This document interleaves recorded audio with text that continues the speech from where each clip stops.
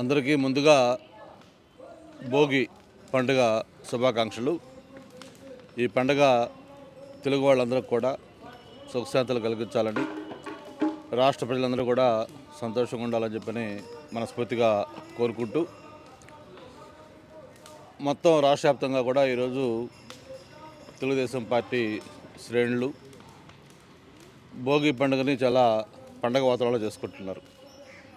దీనికి ప్రధానంగా కారణం ఏంటంటే, ఏదైతే గత 4 సంవత్సరాలుగా ఈ రాష్ట్రంలో ఒక అరాచక పాలన సాగుతుందో దానికి ఈ పండగ తర్వాత ప్రజలు చరమగీతం పాడబోతూ ఉన్నారు.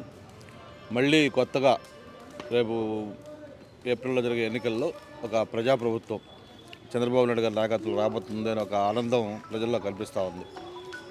మీ అందరూ కూడా తెలుసు, భోగి అంటే ఏదైనా పాత వస్తువులు, పనికిరాని వస్తువులు అవన్నీ కూడా ఆ భోగి మంటల్లో వేసి కాల్చేయటం మన యొక్క సాంప్రదాయం. మరి గత కొద్ది రోజులుగా ఏదైతే ఒక ప్రజా వ్యతిరేక జీవోలు ఈ ప్రభుత్వం ఇచ్చిందో, జీవో నెంబర్ 1 కావచ్చు, లేకపోతే అంగన్వాడీలకు సంబంధించిన ఎస్మా యాక్ట్ పెట్టడం కావచ్చు, ఇటువంటి అనేక ప్రజా వ్యతిరేక జీవోలు అవన్నీ కూడా ఈ మధ్య ఇచ్చారు. అవన్నీ కూడా ఈరోజు భోగి మంటల్లో వేసి మనం కాల్చడం కూడా జరిగింది. మరి ఆ రోజు ఎన్నికలకు ముందు 2019లో అనేక రకాల ఫాల్స్ ప్రామిసెస్ చేసి అధికారంలోకి వచ్చిన తర్వాత ఏ ఒక్క హామీని కూడా అమలు చేయకుండా పోయిన విషయం ఈరోజు ప్రజలందరూ కూడా గమనిస్తూ ఉన్నారు.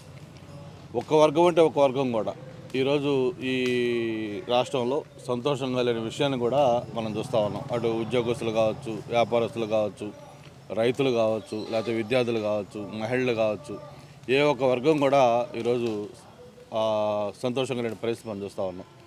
2019 ఎన్నికల నాటికి పోలవరం దాదాపు 75% కంప్లీట్ చేసి ఆ ఎన్నికల్లో వైసీపీ ప్రభుత్వానికి ఇవ్వడం జరిగింది. ఈ 5 ఏళ్లలో దాన్ని 4% కూడా కంప్లీట్ చేయకుండా ప్రభుత్వం చిరుగులు విషయం మనం చూస్తాం. ఆ రోజు అమరావతి దాదాపు అది కూడా 70-80% పూర్తి అయితే దాన్ని పూర్తిగా ఈరోజు ఒక శ్మశానంలాగా చేసిన విషయం మనం చూస్తూ ఉన్నాం. మరోపక్క వైజాగ్ ఎగ్జిక్యూటివ్ క్యాపిటల్ అని చెప్పారు. ఆ ఎగ్జిక్యూటివ్ క్యాపిటల్లో ఒక్కటంటే ఒక్క నిర్మాణం, ఒక్క అభివృద్ధి జరగలేదు. ఒక చిన్న ఇటుక రాయి తీసి కూడా యువతల నుంచి అవతల పెట్టలేదు. అలాగే భోగాపురం ఇంటర్నేషనల్ ఎయిర్పోర్ట్ ఏదైతే ఉందో దాన్ని 2500 ఎకరాలు ఆ రోజుకి మనం భూసేకరణ పూర్తి చేసి మొత్తం ఒక ఫౌండేషన్ కూడా వేసి ఇచ్చిన ఆ ఇంటర్నేషనల్ ఎయిర్పోర్టు ఇప్పుడు కూడా ఎక్కడేసిన గొంగళి అక్కడలాగే ఉన్న పరిస్థితి మనం చూస్తూ ఉన్నాం.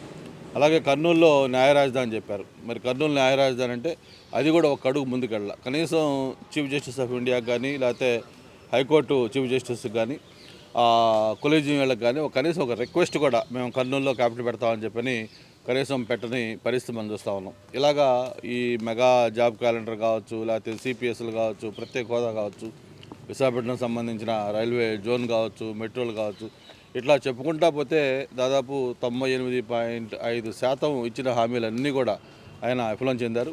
అందుకే ఈరోజు ప్రజలు ఎప్పుడెప్పుడు ఎన్నికలు వస్తాయా, ఆ ఎన్నికల్లో ఆయనకు తగిన గుణపాఠం చెప్పాలని చెప్పి కూడా చూస్తున్నారని చెప్పి కూడా తెలియజేసుకుంటూ, టీడీపీ జనసేన కాంబినేషన్ అది ఒక సూపర్ డబుల్ హిట్ కాబోతా ఉంది.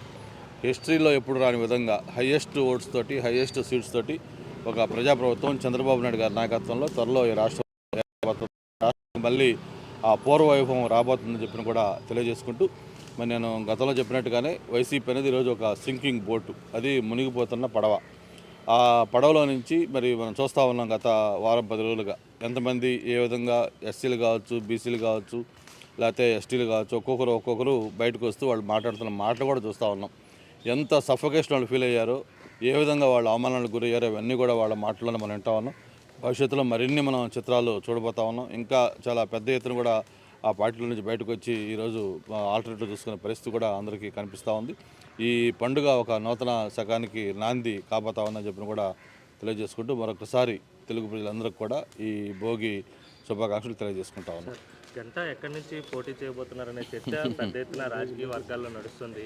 పండుగ సందర్భంగా ఏమన్నా చెప్పబోతున్నారా? అదే నేను గతంలోనే చెప్పాను కదా, నేను ఎక్కడ పోటీ చేస్తానంటే నాకు క్లారిటీ ఉంది, మా అధిష్టానానికి క్లారిటీ ఉంది. అది సరైన సమయంలో ఖచ్చితంగా నిర్ణయం తెలియజేస్తాం.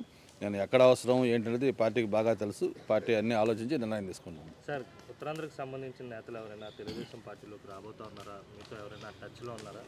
నాట్ ఓన్లీ ఉత్తరాంధ్ర, మొత్తం రాష్ట్రం మొత్తం మీద కూడా ఈరోజు తెలుగుదేశం పార్టీలో కానీ అవకాశం ఇస్తామంటే 90% వైసీపీ నాయకులు రావడానికి సిద్ధంగా ఉన్నారు. ఎందుకంటే అది దాంట్లో అక్కడ భవిష్యత్తు లేదు.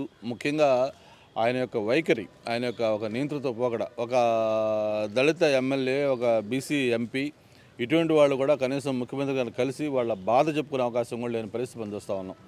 మొన్న మనం చూసాం ఒక సంఘటన, ఒక ఎమ్మెల్యే, ఆయన పేరు తిప్పేస్వామి, రాయలసీమ ఎమ్మెల్యే, ప్రజాక్షేత్రంలో నిలబడి గెలిచిన ఎమ్మెల్యే. అటువంటి ఎమ్మెల్యే ఆయన యొక్క ఆవేదన చెప్పుకోవాలని చెప్పని ఈరోజు ఒక ప్రభుత్వం చేత నామినేట్ కాబడ్డ అడ్వైజర్ ఆయన దగ్గరికి వెళ్ళి చెప్పుకోవాలంటే ఆయన కారులో కూర్చుంటే ఆయన దగ్గరికి వెళ్ళి పక్కనున్న పోలీసు, సార్ ఇట్లా ఎమ్మెల్యే గారు వచ్చారంటే, అవునా ఎమ్మెల్యేనా అని చెప్పి గ్లాస్ దించి సర్లే తర్వాత మాట్లాడతాను అని చెప్పి అంటే ఆయన నిస్సహాయంగా ఒక నమస్కారం పెట్టి అలాగని చెప్పి వచ్చిన పరిస్థితి చూస్తూ ఉన్నాం.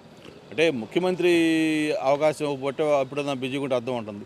చివరికి ప్రభుత్వ సలహాదారులు కూడా ప్రజాప్రతినిధులు కలుసుకునే అవకాశం ఇవ్వకుండా, ఆయన కలవాలంటే కూడా కనీసం 3-4 రోజులు పెడితే కూడా టైం ఇవ్వకుండా ఉండే పరిస్థితి చూస్తూ ఉన్నాం. వీటన్నిటి కూడా ఫలితం చెల్లించబోతా ఉన్నారు, దానికి భారీ మూల్యం చెల్లించబోతా ఉన్నారు. మరిన్ని వీడియోస్ కోసం ఛానల్ ని సబ్స్క్రైబ్ చేయండి, లేటెస్ట్ అప్డేట్స్ కోసం వాట్సాప్ ఛానల్ ని ఫాలో చేయండి అండ్ లింక్ డిస్క్రిప్షన్ లో ఉంది.